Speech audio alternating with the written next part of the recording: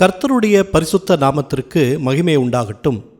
இன்றைய நாளில் கர்த்தர் நமக்கு தரக்கூடிய நல்வார்த்தை சங்கீதம் 118வது அதிகாரம் 24வது வசனம்.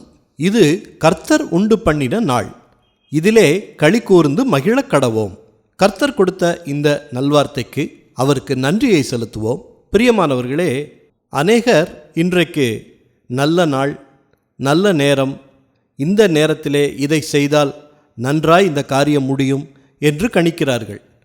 ஆனால் கர்த்தர் உண்டு பண்ணின நாள் எல்லா நாட்களும் நல்ல நாட்கள்தான். எல்லா நாட்களிலும் தன்னுடைய பிள்ளைகள் களிகூர்ந்து மகிழ வேண்டும் என்பதுதான் ஆண்டவருடைய விருப்பம். ஆனால் தங்களுடைய செயல்களினாலே அநேக வேளைகளிலே உலக பிரகாரமான கவலைகளோடு நாம் கடந்து போய் கொண்டிருக்கிறோம்.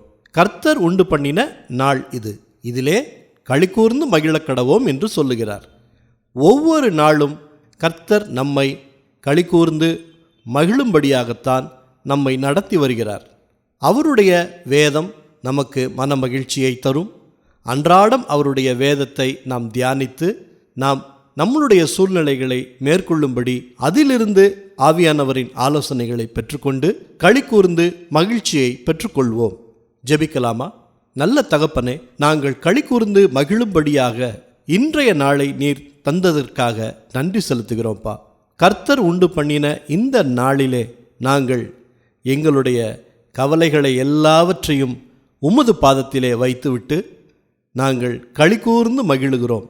நீங்கள் எங்கள் கூடவே இருக்கிறீங்க என்கிற அந்த ஒரு உறுதியோடு தொடர்ந்து உம்மை விட்டு நாங்கள் விலகாதபடிக்கு உமது கரம் எங்களை தாங்கி வழி நடத்தட்டும்.